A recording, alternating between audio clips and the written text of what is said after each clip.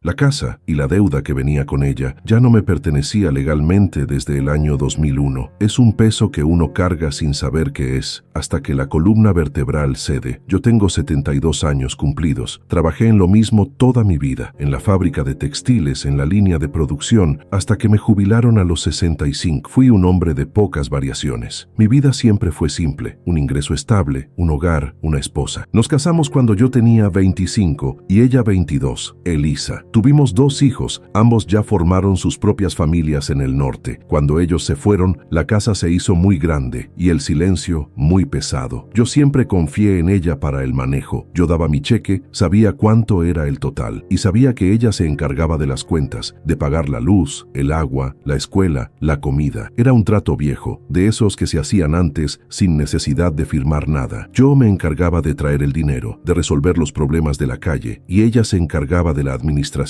de la papelería, del notario si hacía falta. Nunca sentí la necesidad de meterme en eso. Ella era muy ordenada, o eso me hizo creer. Durante décadas mi rutina fue tan firme como el concreto: despertar, café negro, el autobús, 8 horas de ruido y calor en la fábrica, y de vuelta. Mi única ambición era que la casa estuviera pagada antes de mi retiro, que Elisa estuviera tranquila y que los hijos tuvieran un buen inicio. Cuando los muchachos crecieron y se fueron, noté los primeros cambios, pero los atribuí a la edad, a la tranquilidad económica que supuestamente habíamos alcanzado. Empezamos a tener cosas que nunca antes habíamos tenido: muebles más nuevos, viajes pequeños de fin de semana que no cuadraban con el presupuesto que yo recordaba manejar. Le preguntaba: ¿de dónde salió esto, Elisa? Hemos ahorrado tanto. Ella siempre respondía con la misma frase, con una sonrisa cansada que ahora sé que no era cansancio sino tensión. Decía: lo tengo controlado, viejo. Son préstamos bien manejados. No te preocupes por el papeleo, tú descansa, ya trabajaste suficiente. Y yo descansaba. Ese fue mi error más grande: aceptar el descanso que no me tocaba. Cuando dejé la fábrica, el vacío fue inmediato. El primer año de jubilación fue cómodo. Me dediqué al jardín y a arreglar las cosas que siempre prometí arreglar. Pero al segundo año, la inactividad me obligó a prestar atención a detalles que antes ignoraba. Empecé a notar el volumen de correo que llegaba. No eran recibos sencillos, eran sobres grandes, sellados con el logo del banco, de financieras. Ella los interceptaba en cuanto llegaban al buzón, como si fueran plagas. Si yo alcanzaba a tomar uno, lo guardaba enseguida con una justificación lista. Son promociones, publicidad basura, yo ya hablé con ellos. Un día, mi nieto vino de visita y estaba aprendiendo a usar el buzón de voz de la línea fija. Era un juego para él. Me llamó desde la sala: abuelo, hay un señor en el teléfono que suena enojado y dice que es del juzgado. Elisa no estaba en casa en ese momento. Me acerqué al teléfono. El mensaje era muy específico y técnico, lleno de números de caso, fechas límite y amenazas de embargo sobre una propiedad en la que yo era el garante. Mi garganta se cerró. No entendí bien los términos legales, pero entendí la urgencia y el peligro. Mencionaba una cantidad que era más del doble de lo que yo había ganado en toda mi vida. La llamé inmediatamente al celular. Le pregunté qué significaba ese mensaje. Hubo un silencio largo, áspero, como el sonido de una piedra arrastrándose en el pavimento. Es un malentendido, me dijo finalmente, la voz extrañamente plana. Un asunto de un aval que firmé hace años para una prima lejana. Ya lo estoy resolviendo, no te preocupes. Pero ya no pude volver a la jardinería. Esa noche, cuando ella dormía, entré a su pequeño despacho, la habitación que siempre había sido suya, donde guardaba los recibos y el papelerío de la casa. Nunca me había atrevido a hurgar antes. La confianza es un candado invisible que solo el miedo puede romper. El desorden era abrumador. No había el orden metódico que ella me había vendido durante 40 años. Había pilas y pilas de documentos, cartas sin abrir, avisos de desalojo mezclados con folletos de viajes y revistas viejas. Lo que encontré no fue un error, sino una estructura de vida armada sobre papeles falsos y manipulados. Encontré una carpeta marrón gruesa, con mi nombre en la portada. Dentro estaba la verdad que me enterró. En el año 2001, 15 años antes de mi jubilación, ella había refinanciado la hipoteca de la casa para obtener capital, supuestamente para invertirlos en un pequeño negocio que nunca prosperó. Yo recordaba vagamente haber firmado algo con ella ese año, en la mesa de la cocina. Era tarde, yo estaba cansado y ella me dijo: solo es la renovación de los seguros de la casa para que no suba la prima. En realidad, lo que firmé fue mucho más. Firmé un poder notarial completo para que ella manejara cualquier operación bancaria futura, hipotecaria o de garantía a discreción. Y luego encontré la segunda parte, la documentación donde ella había usado esa autoridad para garantizar préstamos personales de amigos y familiares. No eran préstamos pequeños, eran montos enormes, hechos con la seguridad de nuestra única propiedad. La casa no estaba pagada, estaba rehipotecada 3 veces, vendida y recomprada con cláusulas leoninas que nos dejaban como inquilinos de nuestra propia historia. Me senté en el suelo de ese cuarto, que siempre olía a lavanda y naftalina, y el tiempo se detuvo. No sentí rabia, ni siquiera dolor, solo un frío terrible, la comprensión absoluta de que había vivido toda mi vida adulta en una ficción. Mi esfuerzo, mi sudor en la fábrica, no había servido para construir una seguridad, sino para pagar los intereses de una mentira que ella usaba para mantenerse a flote y quizás para mantener el tipo frente a sus amigas y su familia. Cuando amaneció, puse los papeles sobre la mesa del comedor en una pila ordenada. Ella se despertó, preparó el café y se sentó frente a mí, sin mirarme. Ya sabía que yo sabía. La atmósfera era tan densa que era difícil respirar. ¿Por qué?, le pregunté. No levanté la voz. Mi garganta estaba seca y la palabra apenas salió. Ella suspiró, tomó el café, miró la pila de papeles y luego miró el jardín, sin verme a mí. Siempre tuve miedo de ser pobre, dijo, con una voz pequeña, infantil, que no había escuchado en 40 años, y me acostumbré a que las cosas se vieran bien. Pensé que podía mover el dinero, sacarlo de aquí, meterlo allá, y que nadie se daría cuenta, que lo pagaríamos antes de que fuera tarde. Solo se me fue de las manos. No hubo lágrimas, no hubo excusas dramáticas, solo una admisión seca de la catástrofe financiera, una confesión de incompetencia disfrazada de ambición. No es un asunto de que se te fuera de las manos, Elisa, le dije, y sentí la dureza de mi propia voz, que resonaba extraña en la quietud de la mañana. Es un asunto de que me quitaste la elección, me obligaste a trabajar para una deuda que no era mía, me garantizaste con mi futuro sin mi consentimiento, me enterraste aquí, en esta casa, en esta vida, sabiendo que ya no era nuestra. La confrontación terminó pronto, porque no había nada que confrontar. La prueba estaba ahí. Llamé a mi hijo mayor esa misma tarde. Fui escueto y técnico. Le dije que había problemas legales con la propiedad, que necesitaba un abogado urgentemente. Él voló al día siguiente. Los siguientes meses fueron un infierno legal que yo no entendía y que ella no podía explicar. El abogado me miraba con una mezcla de lástima y frustración. Me explicó que el poder notarial era legal y vinculante. Yo había firmado mi nombre, confiando en una palabra que ya no existía. Las deudas eran reales, los embargos inminentes. El acuerdo final con el banco fue devastador. La casa se vendió judicialmente para cubrir la mayoría de las deudas y evitar que yo fuera responsable del total. Nos permitieron quedarnos en un departamento diminuto, de renta, en un barrio que no conocíamos, a cambio de entregar lo que creíamos que era nuestro patrimonio. Mi jubilación ahora se usa para pagar la renta y mantener a flote lo poco que nos queda. La mudanza fue silenciosa. 40 años de matrimonio se empacaron en cajas de cartón con etiquetas de propiedad bancaria. Yo cargué los muebles que quedaban, los que no habían sido vendidos o embargados, sintiendo el peso de cada decisión que no tomé. Elisa y yo seguimos viviendo juntos en el departamento. Ella sigue siendo mi esposa. No hay odio ni gritos. Lo que hay es mucho peor. Una distancia glacial que se instaló en el mismo instante en que descubrí la verdad. Dormimos en la misma cama, comemos en la misma mesa, pero no nos miramos a los ojos. No hablamos del pasado, no hablamos del futuro. Simplemente existimos en el espacio que ella nos creó. Cuando camino por la calle, la gente me saluda, me pregunta si estoy disfrutando el descanso de la jubilación. Sonrío, les digo que sí, que estoy bien, pero sé la verdad. A los 72 años no me jubilé. Simplemente cambié de trabajo. Ahora trabajo para pagar la renta de un lugar que no es mío, atrapado en las consecuencias de una vida que, al final, resultó no ser la que yo había elegido. Y así es como se siente estar enterrado en vida, cuando respiras, pero no ves la luz que pusiste en el horizonte.